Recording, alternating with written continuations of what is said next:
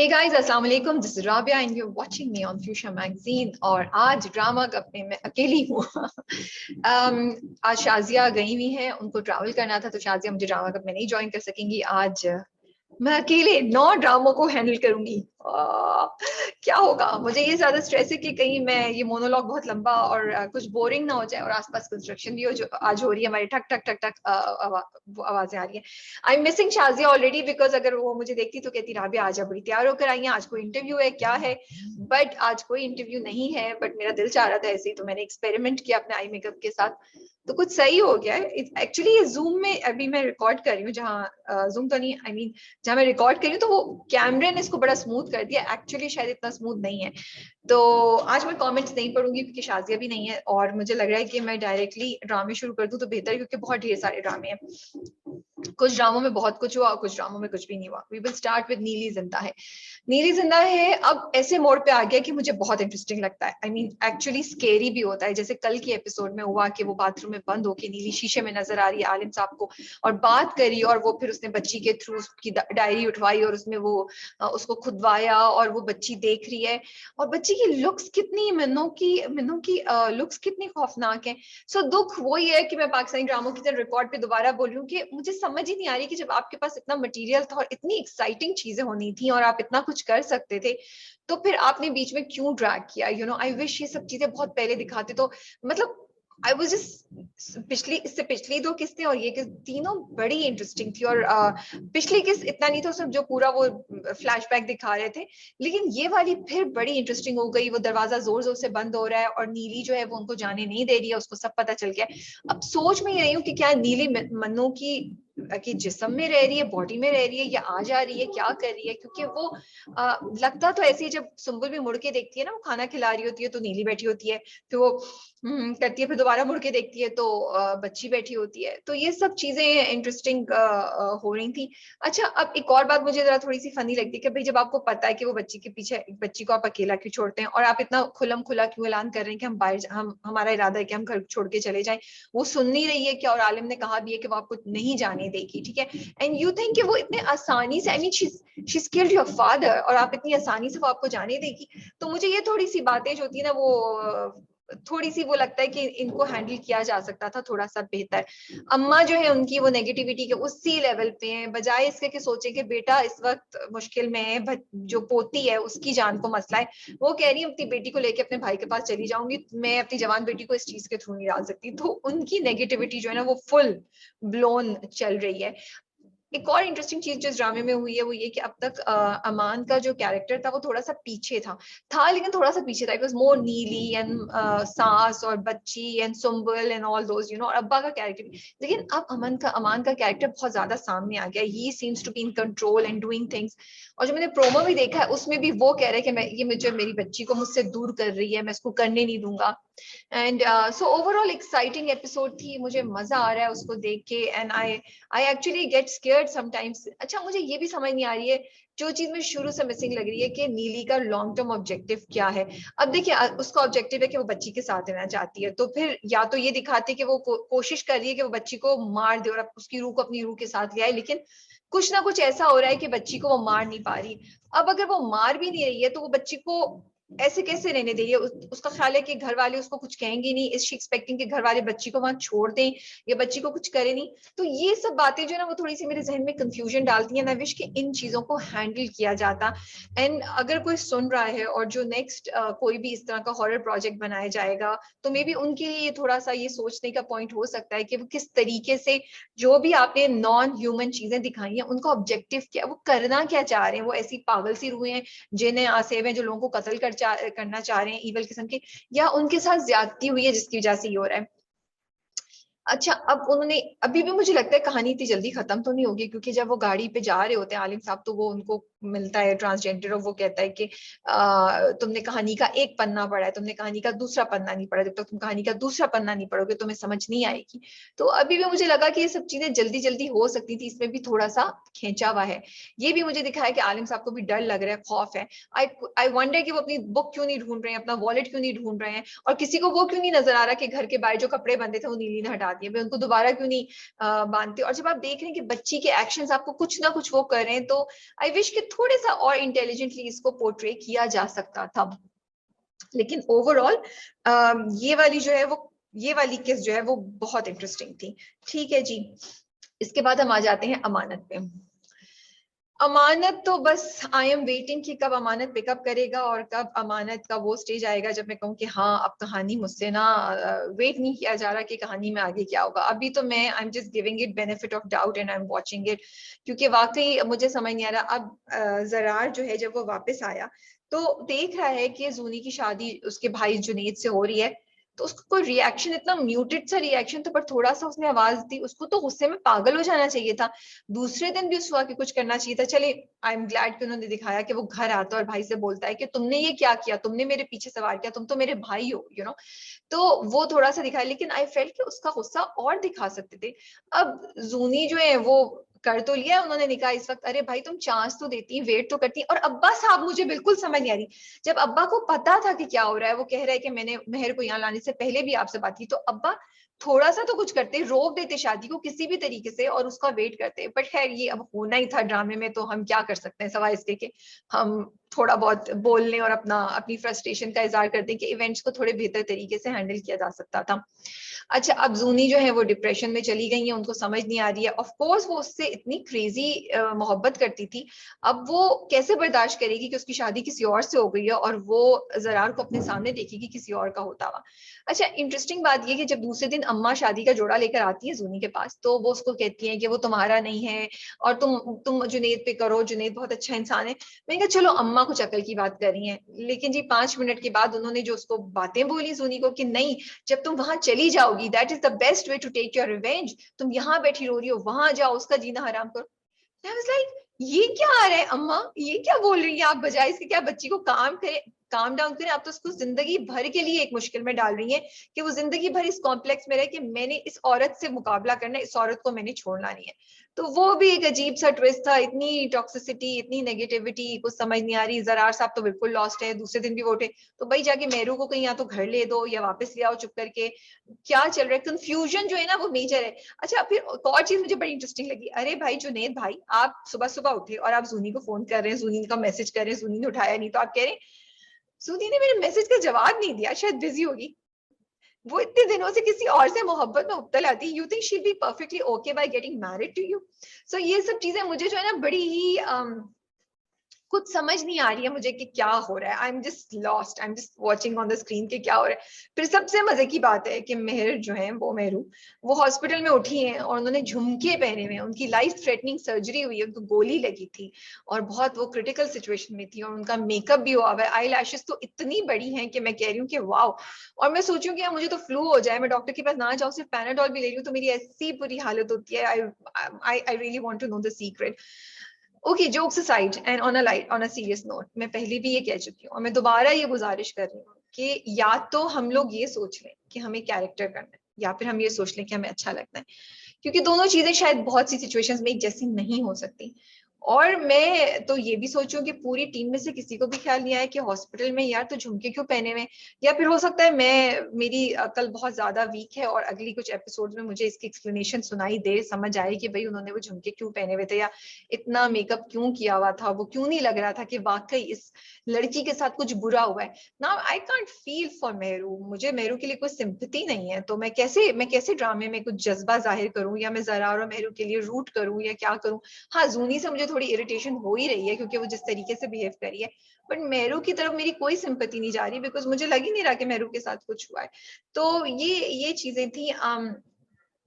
मलिक साहब और उनकी बीवी का कैरेक्टर जो है ना वो मुझे बड़ा इंटरेस्टिंग लग रहा है। इस बार की एपिसोड में उन्होंने काफी उनको स्क्रीन टाइम दिया, उनके दरमियान दोनों के डायलॉग्स भी बहुत थे, जिसमें वो कहती है कि आपके दिल में मेरे लिए कभी तो कोई मोहब्बत हुई होगी, तो वो कहते हैं कि इतने अरसे जानवर भी साथ रहे तो उससे मोहब्बत हो जाती है।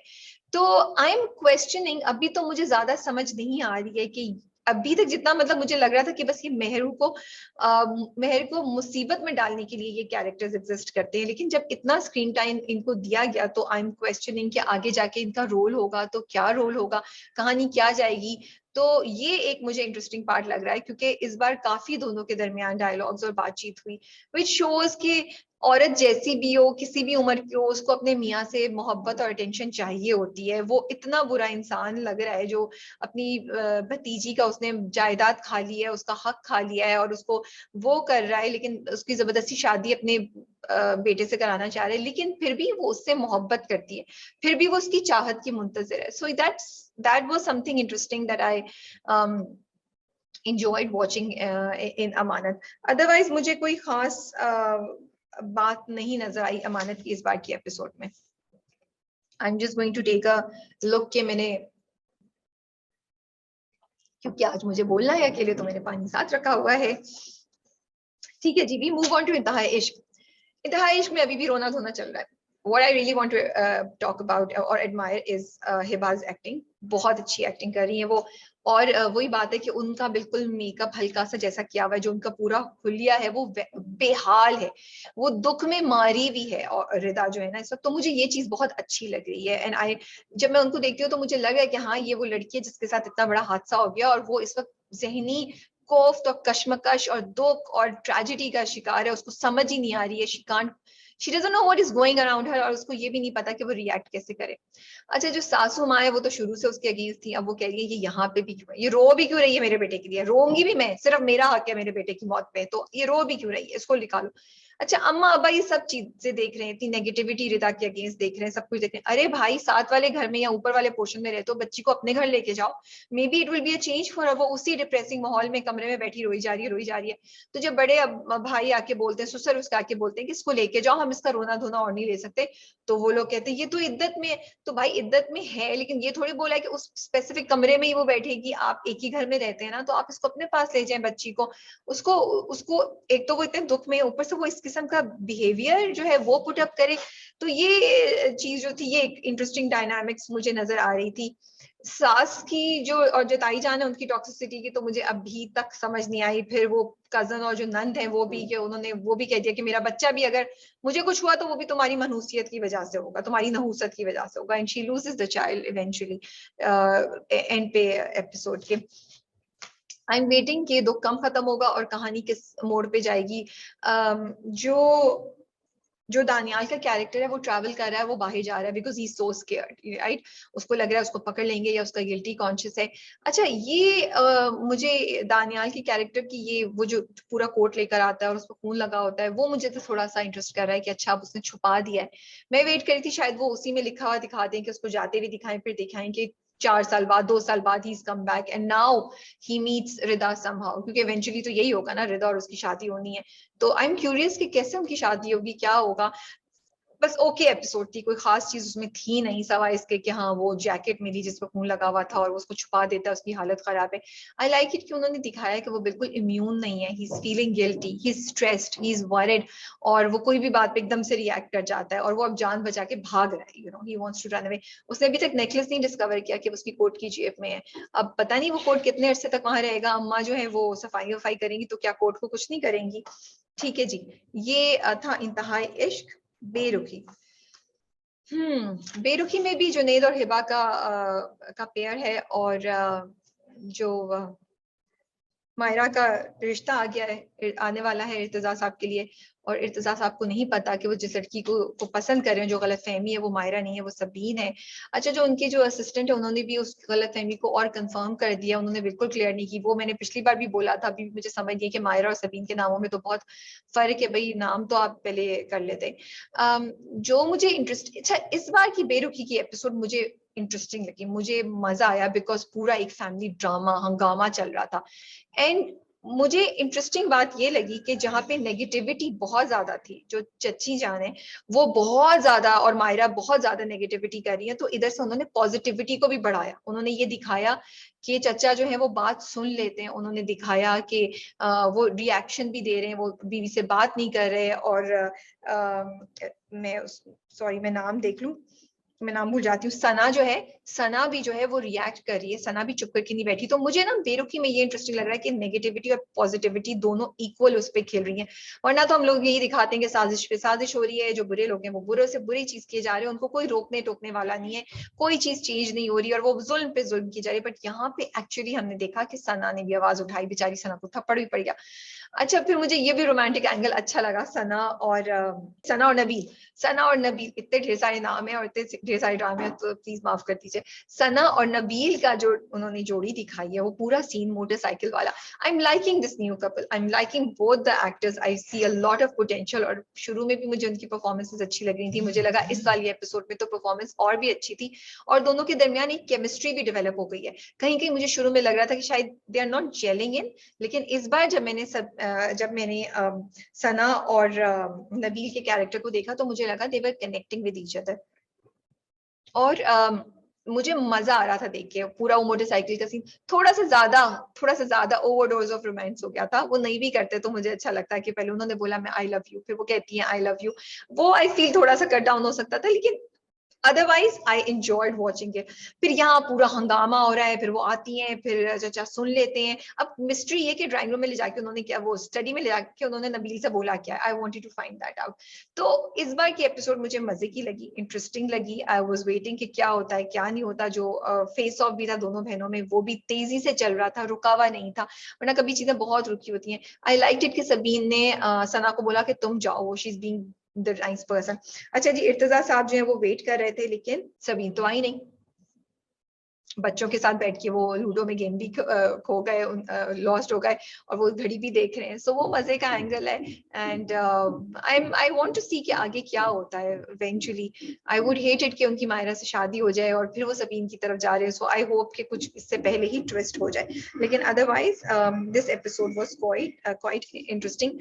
आई डू फील कि जब इतनी बेइज्जती हो रही है तो मे बी सबीन और नबील को चाहिए कि वो अपने घर चले जाएंगे नो। और चचा को चाहिए, अब तो चचा को चाहिए कि वो घर भेज दें वापस। क्यों उन्होंने उसको वहां पे रखा हुआ है और वो बेइज्जती बर्दाश्त करें सबीन और उसकी माँ। ठीक है जी, सो वी हैव डन अमानत, नीली जिंदा है, इंतहाई इश्क एंड बेरुखी। और अब हम आएंगे मोहब्बत दाग की सूरत।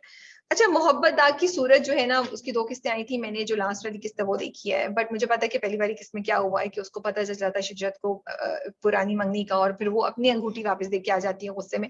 अच्छा, शिजरत साहिबा जो है ना, वो खुद अपने ओन पे सारे डिसीजन लेंगी। उन्हें कोई फर्क नहीं पड़ा कि भाई अम्मा, अपनी अम्मा को, अपने मामू से कुछ कंसल्ट कर लो, बात कर लो। नहीं, वो कह रही है मैंने सोच लिया कि मैंने मंगनी करनी है तो मैंने मंगनी भी करनी है, मैंने सोच लिया मंगनी टूटेगी तो मंगनी टूटेगी भी। तो थोड़ा सा वो मुझे इंटरेस्ट फनी भी लगता है, और थोड़ा सा मैं कहती हूँ भाई अकल के नाखुन लो, इतनी आसानी से तो चीजें नहीं हो सकती। You have to involve your elders.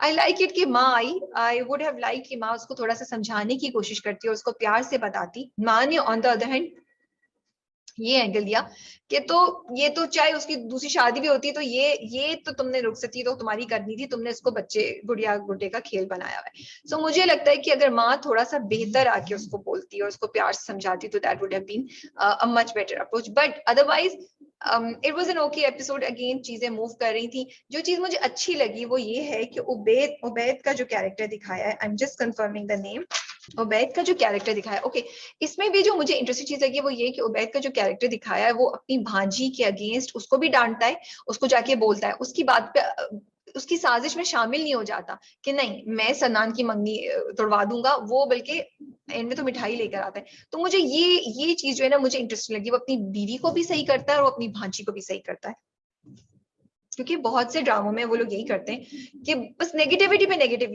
हुई जाती है। फिर उन्होंने इस्लामिक एंगल से जो अडॉप्शन पे बात की वो भी मुझे इंटरेस्टिंग लगा कि उन्होंने जस्टिफिकेशन दी कि भाई उबैद जो है वो क्यों अडॉप्शन नहीं करना चाह रहा और वो यूं क्यों करे। अब मुझे आगे शक हो रहा है कि आगे जाके ये बात आएगी शिजरत और सनान के बच्चे के ऊपर।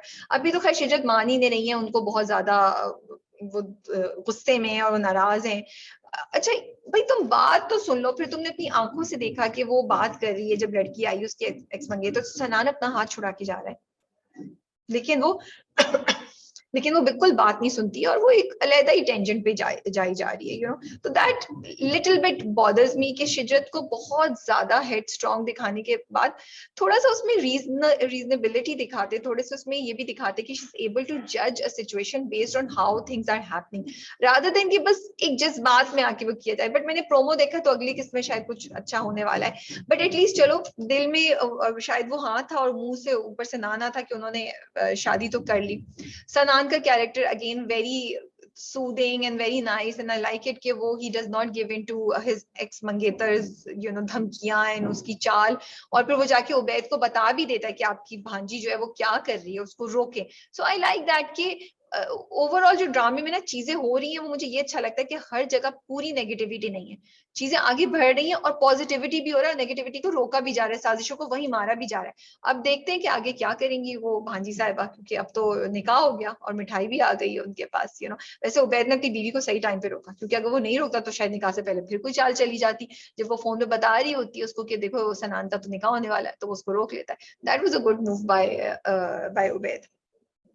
ठीक है जी, अब हमारे पास बचता है इश्क ला दोबारा और Parizaad, if I am not wrong. मैं सोच हूँ कि मैं कौन सा वाला पहले करूँ। I like all three of them, I enjoy watching all three of them. बहुत ज्यादा मजा आ रहा है इन तीनों को देखकर। तो लेट्स स्टार्ट विद परिजात। परिजात की एपिसोड भी बड़ी हैपनिंग थी। सबसे पहले तो मुझे बोलना है नुमान इजाज का कैरेक्टर, यार इतना मजा आया उनको देख के, इतना मजा आया। एक तो डैशिंग बहुत लग रहे थे and I was like wow यार क्या इतने कूल लग रहे हैं ना। और फिर जिस अदा से, फिर जिस स्टाइल से उन्होंने बदर मुनीर को हैंडल किया, और फिर उन्होंने जब पेपर पकड़ाए बदर मुनीर को बेल बिफोर अरेस्ट, मैंने कहा क्या बात है, क्या बात है जी। और उनकी Noman Ijaz is a very seasoned actor, वो हमारी इंडस्ट्री के आइकॉन है। उनके बारे में तो जितनी भी तारीफ की जाए कम है, बल्कि मैं सोचती हूँ मैं हूँ कौन तारीफ करने वाली, उनकी उनकी तारीफ में कुछ भी बोलूँ उनकी एक्टिंग के बारे में वो कम होगा। बट वही बात है, जब मैंने इस एपिसोड में उनको स्क्रीन पे देखा तो मैंने कहा यार ये पता चलता है ना एक्सपीरियंस, सीनियोरिटी और टैलेंट के वो आए। इतना मतलब सीन में ज्यादा डायलॉग भी नहीं है, बट एक्सप्रेशंस और जो फील, दबदबा, रोब जो हमें बहरोज का फील हो रहा था, जो हमें पता चल रहा था कि बहरोज इज इन कंट्रोल, चाहे कुछ भी हो जाए उनकी नर्व्स को नहीं अफेक्ट हो रहा है, you know. So I really enjoyed watching Noman Ijaz in that role and he did an amazing job and अच्छे भी बहुत लग रहे थे। उसके बाद गुरुजी, अगेन गुरुजी ने जिस तरीके से रिप्रेजेंट किया है इस सारी मार्जिनलाइज्ड कम्युनिटी की फीलिंग्स को, उनके दुख को, के बजाहिर हमें लगता है कि यार वो कितने उनको दिखाया है कि he is part of a gang and वो उनसे लोग डरते हैं, लेकिन उनकी भी उनके अंदर के कॉम्प्लेक्सेस भी हैं, उनकी भी एक सॉफ्ट साइड है। And when he was crying वो तो दिल को कुछ हो रहा था। Highlight, I think one of the highlight, एक तो ये थी बहरोज वाली, और दूसरी हाईलाइट ये थी कि बबली जो है वो उसके माँ बाप आ जाते हैं और उसके माँ बाप की उसकी अपने माँ बाप के साथ पूरी कॉन्वर्सेशन होती है और और फिर वो डिसाइड करती है कि उसको जाना है नहीं जाना। अच्छा, यहाँ मुझे बड़ा इंटरेस्टिंग लगा कि उन्होंने माँ और बाप दोनों को दिखाया। माँ कॉन्स्टेंटली रो रही है, बाप चाह रहा है कि वो जाए, लेकिन बाप की ईगो आड़े आ जाती है, तो वो ईगो में उसको बोलता नहीं है कुछ, और थोड़ा रख रखाव से ही बात करता है और थोड़ा गुस्से में चलने की भी बात करता है। But that whole scenario was so impactful from so many angles. एक तो ये दिखाना, उन्होंने बताया कि देखिए आपके बच्चे जिस भी कॉम्प्लिकेशन से गुजर रहे हैं, जिस भी ट्रायल से गुजर रहे हैं, जिस भी जहनी कैफियत से गुजर रहे हैं, अगर माँ बाप साथ नहीं देंगे, अगर माँ बाप उनको एक प्रोटेक्टेड एनवायरनमेंट नहीं देंगे, तो कोई और ले जाके उनका बहुत बुरा फायदा उठा सकता है, उनको उससे भी बदतर सिचुएशन में डाल सकता है। तो माँ बाप के लिए बड़ा जरूरी है कि वो समझे। और उन्होंने वो परिजात के डायलॉग्स के थ्रू बोला कि परिजात ने कहा कि उस्तानी जी आपने वादा किया था ना, बबली जाना चाहे या दिलावर जाना चाहे आप वैसे ही करेंगी। तो उस्तानी जी बोलती हैं कि हाँ मैंने वादा किया था। आई विश के डायलॉग वहां पे थोड़ा सा ये बोलते, इंस्टेड ऑफ सेइंग कि हाँ मैं अपनी ममता के जज्बात को मार लूंगी और मैं तुम्हारे लिए, वो कहने के बजाय वो कहते कि हाँ मैं समझती हूँ, for you I will do this, you know. Positivity के ज्यादा बताते बजाय इसके कि जज्बाती है कि मैं अपने जज्बात को मार लूंगी, यू नो। तो उस वक्त सबूर अली ने जो एक्टिंग की है वो बहुत जबरदस्त है। मेरी भी आंखों में आंसू थे। एंड उन्होंने जो एक्सप्रेशन दिए जब वो परिजात से बोलती है कि तुमने मुझे किस इम्तिहान में डाल दिया, क्यों बताया तुमने इनको यहाँ पे, तुम्हें पता नहीं है कि मैं क्या किस मैं जिस जगह से भाग रही हूँ तुमने दोबारा मुझे यहाँ पे डाला। फिर परिजाद उनको बड़े प्यार से समझाता है। सो the whole scene was very impactful, very interesting and very emotional। और फिर मुझे लगा कि शायद नहीं जाएगा, लेकिन एंड में बबली चली जाती है। आई डोंट नो कि कहानी आगे क्या होगी, वो बताएंगे कि बबली ने एज बबली रहने का सोचा या दिलावर या उसके माँ बाप का क्या हुआ। बट आई थिंक अगर आगे नहीं भी बताएं तो इतना काफी है। वी नाउ नो कि वो एक सेफ हैंड्स में है, ठीक है। वो क्योंकि कल गुरुजी को कुछ हो जाए तो किसको क्या पता कि कौन आके क्या करेगा, जो नया हेड आएगा वो कौन होगा, क्या होगा, पुलिस पकड़ ले जाए तो कोई और गैंग आ जाए तो वो इन सब लोगों के साथ क्या करेगा। So I really like this angle, I really like this thought जो उन्होंने कम्युनिकेट किया। अच्छा, बदर मुनीर जो नादिया अफगान का कैरेक्टर है उस पर I want to talk about कि वो, मैं तो शुरू से तारीफ कर रही हूँ the way she has played it. अभी भी वो थाने में आई, वो लोग खड़े होते हुए कहते हैं चलो यार किस बात की नाराजगी है, मुंह की उस तरफ करके रखा हुआ है। तो I really really like the way she is playing it and she is so clear about it. अब वो जब लेके जाती है अरेस्ट वारंट। अब आते हैं हम परिजात और उसकी कुर्बानी के बारे में। Before this I want to appreciate कि I really appreciate the team director specially कि उन्होंने जब पिछले हफ्ते भी प्रोमो दिखाया था तो दे डिडंट, उन्होंने हमें नहीं बताया कि क्या होने वाला होगा। उन्होंने मुझे ऐसा लगा शायद वो जब ट्रैवल कर जाएगा परिजात तो वो जो नाकाबंदी होती है उसमें वो पकड़ा जाएगा, लेकिन वैसा नहीं हुआ। तो I really want to appreciate कि उन्होंने प्रोमो बताया without giving out the whole story. And actually हम जब स्टोरी देखे तो हमें सरप्राइज, जब एपिसोड देखा हमने तो हमें काफी सरप्राइजेस मिले, तो मुझे ये बात बहुत अच्छी लगी and I want to appreciate it. उसके बाद हम आते हैं परिजात के का जो डिसीजन था। क्या परिजात का एक्शन सही था? मुझे भी, मेरे पास भी इस सारी चीज का 100% जवाब नहीं है, लेकिन मैं इसको इस एंगल से देखती हूँ। हर ड्रामा एक डिफरेंट होता है, हर कहानी एक डिफरेंट होती है। इमेजिन करें कि एक कहानी वो होती है ना, जैसे वो फिल्में होती हैं हॉलीवुड की भी, जहां हमें माफिया के गैंग की एक कहानी सुनाई जाती है, ठीक है, जैसे गॉड फादर है या इस तरह की नार्कोस आई थिंक था सीरीज का नाम। तो वो लोग होते ही बुरे हैं, ठीक है, वो बुरे लोग हैं जो गैंग्स हैं जिधर ऑपरेट हो रहा है, लेकिन वो स्टोरी गैंग के अंदर की होती है। एंड फिर उसी गैंग में किसी एक बंदे के साथ बुरा होता है तो हमें फील होता है, किसी की शादी हो रही होती है हमें खुशी होती है, तो हमारी फीलिंग्स इस तरह उन लोगों से अटैच हो जाती है। तो मुझे लगता है कि now this part of the story और परिजात का ये जो जर्नी है, ये अब जो आया है हमें इसको इस एंगल से देखना है कि अब बाहर से आप छोड़ दें, अब आप इस गैंग को इनसाइड से देखें, ठीक है, अंदर से देखें। चाहे वो बुरे लोग हैं, लेकिन देखिए गुरुजी ने क्या बोला कि बहरोज ने उसको जाने दिया, उसकी मदद की, उसने उसको जब उसको आजादी चाहिए थी उसको दे दी। बहरोज ने परिजात को भी नौकरी दी, और जब वो उसको 2 महीने फीड भी किया, ठीक है, उसके अपने भी मकासद थे। देखिए वो ये भी तो कर सकता था ना, परिजात को मार देता, वो ये भी तो कर सकता था कि परिजात को पुलिस के हवाले कर देता झूठा इल्जाम लगा के, लेकिन उसने ऐसा नहीं किया। सो उन्होंने विद इन, अब गुरुजी भी देखें, उससे डर लग रहा है, लोगों को खौफ है, लेकिन वो बबली को लेकर आया और उसने बबली को बचाया, और अब वो परिजात को भी, और परिजात के थ्रू उसने बबली के घर वालों को भी बुला लिया। तो मैं ये कहना चाह रही हूँ कि इस पॉइंट पे हमें इस गैंग को, हमें इस स्टोरी को as a story of this gang from inside देखना है, एंड वी कांट जज देम फॉर देयर एक्शंस, क्योंकि हम इस वक्त आउटसाइड से स्टोरी नहीं देख रहे हैं। हम, it is not good versus bad की इस वक्त, ठीक है। उस लड़की को जिसको मारा, ठीक है, मे बी मारना नहीं चाहिए था फॉर श्योर, बहुत एक्सट्रीम है, लेकिन वो भी तो धोखा दे रही थी ना। अब हमें नहीं पता कि उसके पीछे क्या कहानी थी, लेकिन इस वक्त एंगल हमें शायद स्टोरी का, क्योंकि हम भी अगर आप देखें तो हमें भी बहरोज के कोई अरेस्ट होने की ज्यादा एक्साइटमेंट तो नहीं है। मे बी हम नहीं चाहते कि बहरोज, हमें इंटरेस्ट है कि क्या होगा, बहरोज पकड़ा जाएगा नहीं जाएगा, बट अब जिस तरह कहानी टर्न ले रही है हम भी शायद बहरोज के लिए वो नहीं है। अच्छा, फिर लोगों ने ये, अच्छा before I go to the next point, अब परिजात जो है, अब आप उसका पॉइंट सोचे तो परिजात भी गैंग का एक मेंबर है, उसकी लॉयल्टी बहरोज के साथ है। Also the thing that I really feel is कि परिजात को आज तक कभी किसी ने ऐसी इज्जत, ऐसा प्यार, ऐसा कनेक्शन नहीं दिया है। परिजात ऑलवेज फेल्ट कि उसकी कोई वैल्यू नहीं है, he couldn't place himself anywhere, he was lost. ये जगह थी, बहरोज था, ये गैंग था जहां उसकी इतनी इंपॉर्टेंस थी, जहां वो एक एक्शन में था, जहां उसको बिलोंगिंग का एहसास हो रहा है, उसके होने ना होने से फर्क पड़ा है, लोग उसको बचा रहे हैं, बहरोज उसकी बात सुन रहा है। सो आई फील कि इधर उसको वो कनेक्टिविटी, वो अप्रिसिएशन, वो एक्सेप्टेंस मिली है जिसको वो ढूंढ रहा है। कोई उसके रंग की वजह से उसे डिस्क्रिमिनेट नहीं कर रहा था, इनफैक्ट शायद फायदा ही लोगों को हो रहा था।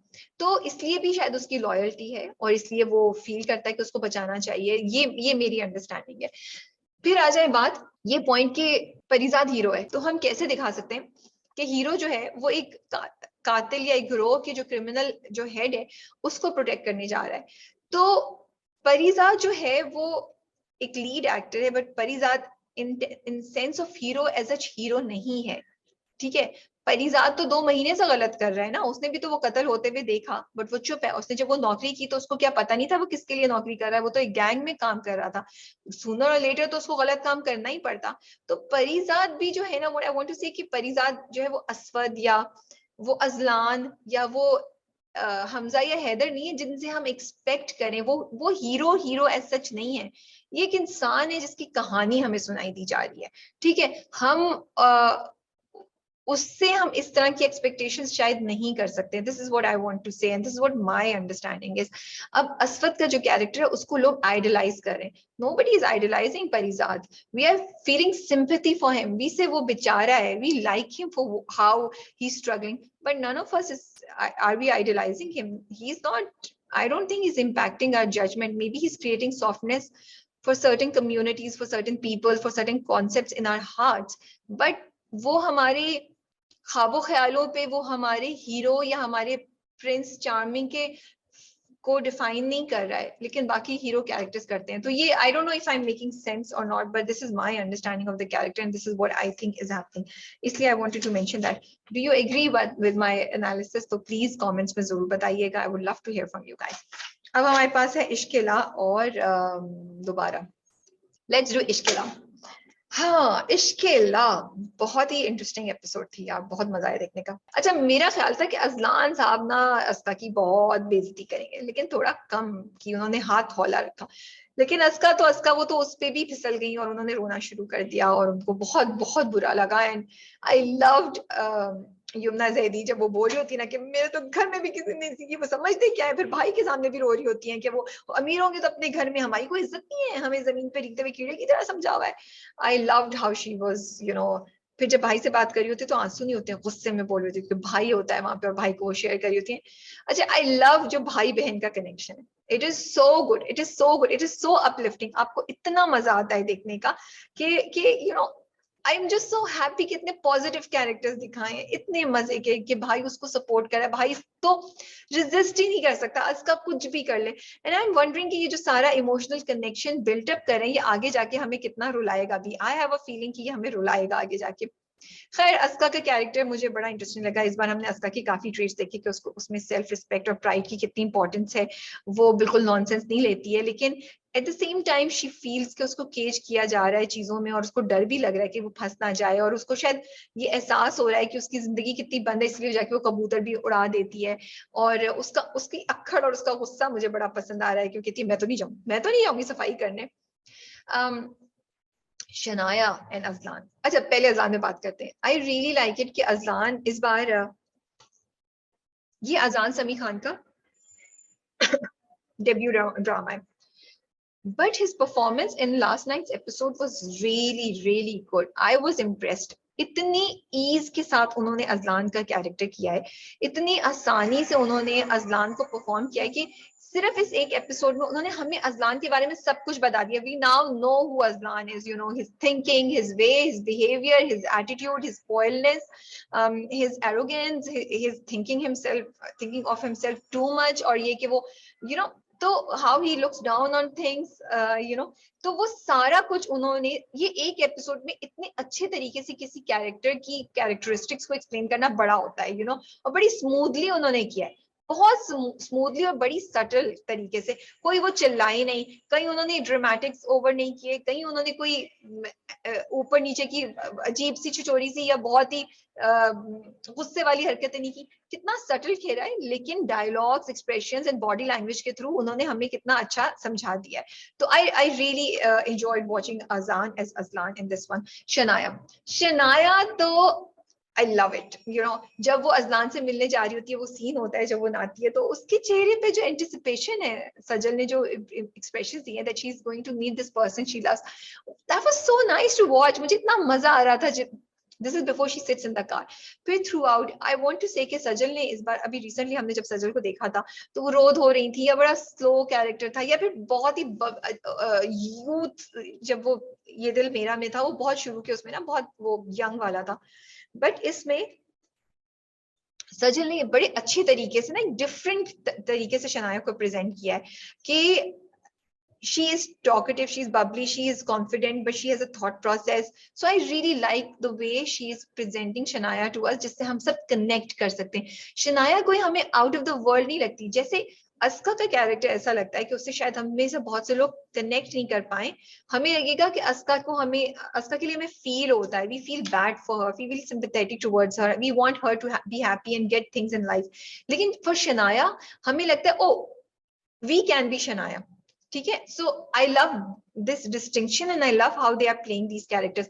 अगेन वो पूरा सीन डायरेक्शन के पॉइंट ऑफ व्यू से बड़ा अच्छा था, जिसमें शनाया जाती है और वो पूछती है कि ये बच्ची कितने आपके उस औरत से, लड़की से क्या कितने बच्चे हैं. फिर वो दरवाजा बंद हो जाता है, फिर वो खुलवाने की कोशिश करती है जब उसको अंदर से मार पीट की आवाजें आ रही होती है. What I loved about is कि ओवरली ड्रामेटिक नहीं था वो सीन. उसमें स्लोमो उन्होंने यूज किया, थोड़ा सा आवाज को यूज किया, थोड़ा सा म्यूजिक को पीछे से किया, एंड इतना इम्पैक्टफुल सीन ला दिया कि वो जा नहीं रही और उसके साथी जो है उसको पकड़ के लेकर आ रहे हैं. तो it was really interesting to watch it, and I was actually scared कि इसके हाथ से कैमरा ना दे बंदे के गिर जाए और ये इसको कुछ कहे नहीं शनाया को. What I want to appreciate about the drama is the things that they are talking about. Two things I really want to mention. Number one, अल्लाह से कनेक्टिविटी को बार बार मेंशन करें. अल्लाह का जिक्र बाद में आ रहा है, और कोई बहुत ओवरली रिलीजियस तरीके से या कोई सरमन के थ्रू नहीं आ रहा है. इट इज समथिंग जो हर इंसान उससे रिलेट कर सके. जैसे अस्का अपनी भतीजी को बोलती है कि अल्लाह ताला ने तो सबके दिलों में मोहब्बत डाली है, लेकिन अपनी उसकी मखलूक से मोहब्बत करना ये एक अलग बात है. तो कितनी इंपॉर्टेंट बातें कितने सटल तरीके से वो दे रहे हैं, और माइंड सेट भी चेंज हो सकता है और प्रोसेस भी दिखा रहे हैं अस्का का कि वो कैसे सोच रही है, क्योंकि she is gone through a बेइज्जती का एलिमेंट और अब वो सोचती है कि इस तरह होता है. देन अगेन सेकंड चीज जो मैं बोलना चाह रही हूँ वो ये है कि कॉन्सेप्ट्स, चाइल्ड लेबर कितने अच्छे तरीके से, I really want to admire the script and the director कि कितने खूबसूरत तरीके से उन्होंने शनाया और अजलान के थ्रू वो बच्चे जो चीजें बेच रहे होते हैं, भीख नहीं मांग रहे, चीजें बेच रहे होते हैं, उन्होंने दो पॉइंट ऑफ व्यूज दिए. अब आगे आपके ऊपर है, आप सोच रहे हैं आई डोंट नो इसको आगे लेके जाएंगे नहीं जाएंगे. अजलान कहता है ये भीख मांगने का अलग तरीका, ये चाइल्ड लेबर को तुम इंकरेज कर रही हो. शनाया कहती है बट इनके पास तो और कोई सोल्यूशन नहीं है, हम हर चीज इस तरह नहीं कर सकते ब्लैक एंड व्हाइट में. I loved it, I really enjoyed it कि ये हमारी जिंदगी की, हमारे ये पाकिस्तान की सोसाइटी की प्रैक्टिकल प्रॉब्लम्स है जिनके बारे में बात किया जा रहा है. फिर उसके बाद वो पूरा सीन के बच्चों की शादियां कितनी जगहों पे जल्दी हो रही है और घर पे भी मारपीट हो रही है, मियाँ नहीं सास मार रही है. तो domestic abuse is not just मियाँ बीवी, it is the rest of the people of the family जो औरतों को मार रहे होते हैं. और फिर वो जो मर्द आते हैं वो कितना उन्होंने रिप्रेजेंट किया. मुझे लगा सोसाइटी को रिप्रेजेंट किया है कि as a society there are things happening और हम उसके बारे में आवाज नहीं उठा रहे हैं और दबाए जा रहे हैं उसको, you know.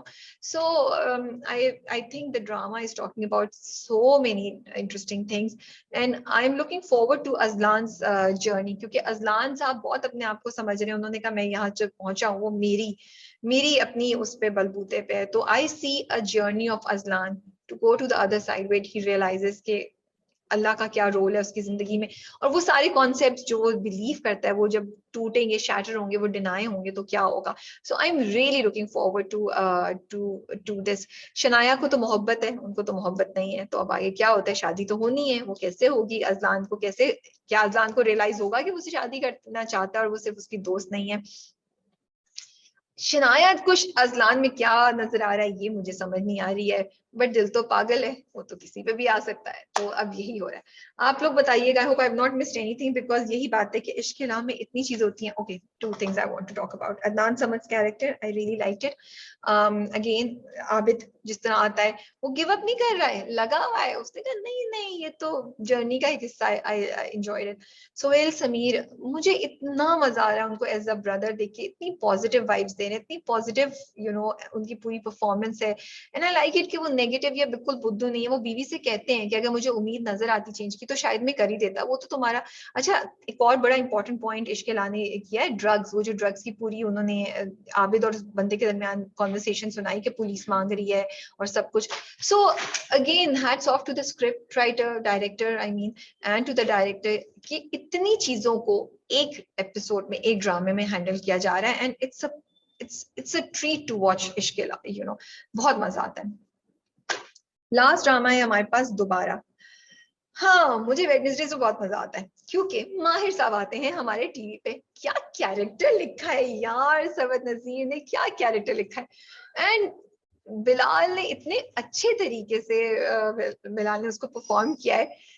आपको स्माइल, आप हंसते भी हैं, आप एंजॉय कर रहे होते हैं उसको, you know, and then you feel for him, you know, कि बेचारा इसको खाने को नहीं मिल रहा, इसके साथ इतनी ज्यादती हो रही है, ये सुतेली माँ इतना वो कुछ करिए। लिटरली जिस वक्त बिलाल के लिए माहिर खाना उठा के टेबल से जाता है ना, अच्छा वो भी कितना चला के कहता है, जा रहा हूँ इस घर से नहीं, इस टेबल से, ताकि मेरा बाप तक वो आप आराम से खाना खा सके। लाइक दिमाग कितना चलता है माहिर का, कहीं भी जाने नहीं देगा कि उसने कहा इस बकबक चिक से बेहतर है मैं अकेला जाके खाना खा लूं, लेकिन मैं एहसान भी जता दूं कि अब्बू आपकी वजह से जा रहा हूँ। एंड आई रियली लाइक, जब आया तो उसने अस्सलाम वालेकुम क्या हाल है, यू नो, बड़ा उससे बैठा टेबल पे, और फिर उनकी सुतेली माँ स्टार्ट होगी। I wish she was not that toxic, you know. So दोबारा में बिलाल जो रोल अब कर रहे हैं ना, वो जान डाल देता है पूरी एपिसोड में, जान डाल देता है पूरी कहानी में। फिर मुझे ये भी मजा आता है वो जो अपनी जिस लड़की के साथ वो इन्वॉल्व है, जोया नासिर जिसका कैरेक्टर प्ले कर रही है, वो जो गाड़ी में बैठ के बात होती है ना, जमान की गाड़ी, किसकी जमान की गाड़ी, और फिर वो कहती है ना कि ब्रोकन हाउस से कि बच्चे यूजुअली उनको मेंटली कोई प्रॉब्लम होता है, तो कहते वहां क्या कर रही हो इस पागल के साथ बैठी हुई। I just love the way he's performing his character and the way he flips. और वो भी बड़े मजे का सीन था वो जो बैडमिंटन वाला था। So I'm smiling, I'm laughing while watching दोबारा, and at the same time I feel, you know, आप मुस्कुरा रहे होते हो और आपको इतना दुख फील हो रहा होता है माहिर के लिए कि इस बेचारे का के साथ कितना बुरा हो रहा है, and we are kind of justifying कि अच्छा जो माहिर कर रहा है वो शायद सही है, बट ये मुझे जरूर समझना है, पूछना है कि वो वाकई नौकरी ढूंढ रहा है या नहीं ढूंढ रहा है। Why, what do you guys think? क्या वो वाकई एक लेजी बम है एंड ही इज ट्राइंग कि बस बैठे बैठे कोई बहुत बड़ा यू नो अपॉर्चुनिटी उसके हाथ में आ जाए, और is he really has he really looked for jobs, लेकिन उसको मिली नहीं है, क्योंकि ये चीज मेरे जहन में क्लियर नहीं है। यहाँ पे मुझे ग्रे एरिया नजर आ रहा है जो छोड़ा हुआ है उन्होंने। एंड और मैं ये सोचूं कि माहिर के लिए हमारी इतनी सिंपथीज क्रिएट की जा रही है कि आगे जाके मुझे लगता है माहिर का ग्रे कैरेक्टर होगा, और फिर हम उस वक्त जो है ना इन सिंपथीज के जाल से निकल नहीं सकेंगे, बिकॉज वी विल नो कि what he is doing is not right, but we will not be able to say anything, because will say नहीं उस बेचारे के साथ इतना बुरा हुआ है तो मे बी अब वो जो कर रहा है वो सही है। So I am scared of this thing, but I want to admire the intelligence of the director and the script writer कि वो कितने जबरदस्त तरीके से हमारे इमोशंस के साथ खेल रहे हैं, हमारे दिमाग को एक खास तरीके से ट्यून इन कर रहे हैं और ब्रेन वॉश कर रहे हैं। ठीक है, अफान साहब जो है इस बार उनका जो उसामा जिसका कैरेक्टर करें उनका कैरेक्टर इस बार ज्यादा था, मुझे लगता है वो ज्यादा तो अफान का जो कैरेक्टर है वो इस बार मुझे जो है ना उनको स्क्रीन टाइम एमन और अफान दोनों को ज्यादा मिला, जमीर को मिला, उनके कैरेक्टर्स हमें जरा ज्यादा समझ आए। मुझे लगता है एमन से ज्यादा Afan is the one who will have a problem, और वो ज्यादा जो चीजें ना वो फुप्पो और वो सहर उसकी जो मंगेतर है वो उसके जहन में डालेगी। सहर को भी देखो, मतलब उसकी मंगेतर को, बहना अभी तुम्हारी मंगनी भी नहीं हुई और फोन पे उसको कह रही है जायदाद के मामले और बिजनेस के मामले बड़े सेंसिटिव होते हैं, रुपए पैसे के, तो जरा नजर रखना है ऑल दैट। और जमीर कैसा बनता है, सही बनता है, लाइक अभी तुम घर में भी नहीं आई और तुम्हारी हरकतें शुरू हो गई हैं। So it's interesting dynamics, I like it कि वो हर कैरेक्टर को बड़ा स्टैब्लिश कर रहे हैं। मेहरू और मेहरुनिसा, यंग मेहरुनिसा एंड मेहरू जो अभी है, वो जो ट्रैक है ना, आई love the way they have shown it, I love the वे जो वो फ्लैशबैक में जाके दिखाते हैं और हमें दिखा रहे हैं कितनी क्लियर उन्होंने हमें ना एक पिक्चर भी बता दी और हमें ये भी समझा दिया है कि ये साइकोलॉजी है, ये मेंटल स्टेट है इस वक्त मेहरुनिसा मेहरू की, और वो अब जो करेगी तो उस वो क्यों करेगी ये सब चीजें, क्योंकि शायद हमें समझ नहीं आती अगर ये सब बैकग्राउंड हमें नहीं दिया जाता, तो हमें कभी समझ नहीं आती हम, क्योंकि हम क्योंकि at the end of the day हम भी सोसाइटी हैं, हम भी वही घिसे पिटे आइडियाज और उन्हीं घिसे पिटी बाउंड्रीज में रह रहे हैं। हम भी कहते हैं यार इसके दो बच्चे, ये क्यों इस तरह की हरकतें करिए, इसको ये अपना क्यों सोच रही है, बच्चों का क्यों नहीं सोच रही एज अ मदर। हाँ, मुझे आई कैन गारंटी यू 100% कि हम भी इसी तरह की बातें करते हैं, लेकिन क्योंकि अब हमने फ्लैशबैक्स में देख लिया कि मेहरुनिसा के साथ क्या हो रहा है, हुआ था, तो हमारा एक सॉफ्ट कॉर्नर आ गया मेहरुनिसा के लिए, we feel bad for her, now we realise कि उसके साथ कितनी ज्यादती हुई भी है। और एक्चुअली ऐसा बहुत सी औरतों के साथ होता है, लेकिन क्योंकि हम सोचते नहीं है, हमें पता नहीं होता, तो हमें उनके लिए फील नहीं होता है शायद।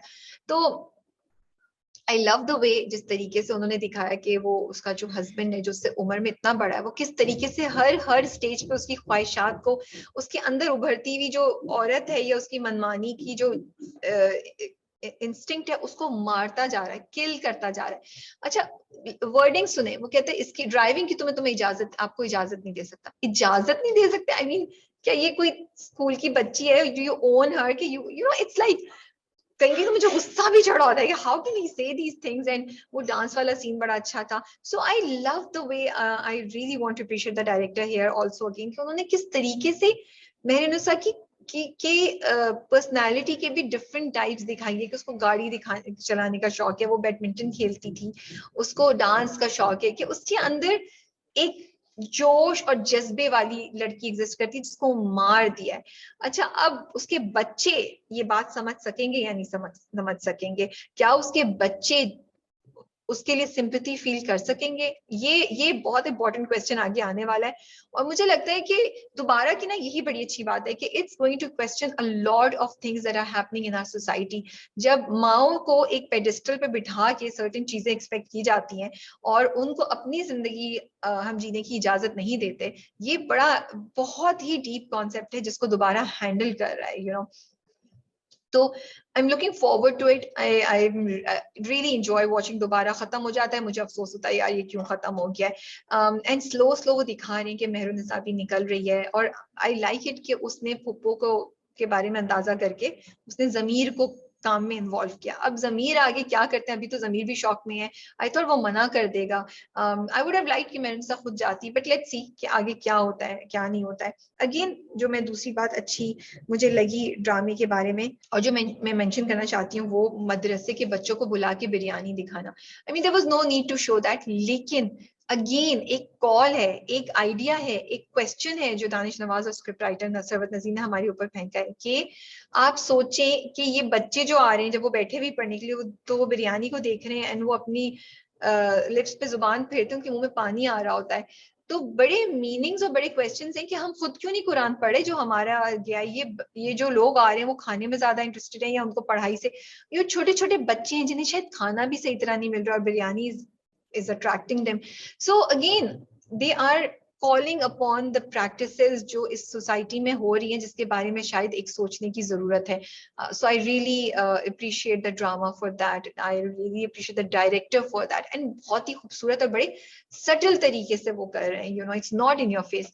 जायदाद तो मेहरू की है, अब उसमें एहसान क्या है? मेहरू की तो जायदाद थी जो उनको मिली थी हिदायतुल्लाह साहब को, आई होप मैं सही नाम ले रही हूँ, और अब उन्होंने जाते हुए वापस कर दी। एंड थैंक गॉड के वापस कर दी, क्योंकि अब उनका कंट्रोल रहेगा मेहरुनिसा का, वो कुछ कर सकती है, वरना तो ये सब उनको दूध में से मक्खी की तरह बाहर निकाल के करते। सो दोबारा is a very very impactful, very interesting drama. अगर आप नहीं देख रहे तो जरूर देखिए, you will completely enjoy it. you'll get emotions, you'll get sadness, you'll get thought provoking ideas, you'll smile, you'll get to laugh. And माहिर तो बस इस दुनिया से बाहर की चीज है। लेट्स सी कि माहिर और मेहरुनिसा का टाकरा कब होता है। I can't wait for that, और आगे होगा क्या। तो that is all. I hope मैंने आप लोगों को बहुत ज्यादा बोर नहीं किया हो। आप लोग कमेंट्स में जरूर बताइएगा कि आप लोगों का क्या पॉइंट ऑफ व्यू है। Do you agree with my review और नॉट? आपको कौन सा ड्रामा इस वक्त सबसे अच्छा लग रहा है? आपका क्या ख्याल है माहिर के बारे में? Do you feel for him? Do you feel he is a great character? और अजलान की जो नई दरियाफ्त हुई है इस कैरेक्टर की, कि वो इतने एरोगेंट है, उसके बारे में क्या ख्याल है? So I will be looking forward to your comments. अपना बहुत ख्याल रखिएगा, बहुत जल्द मुलाकात होती है। अल्लाह हाफिज।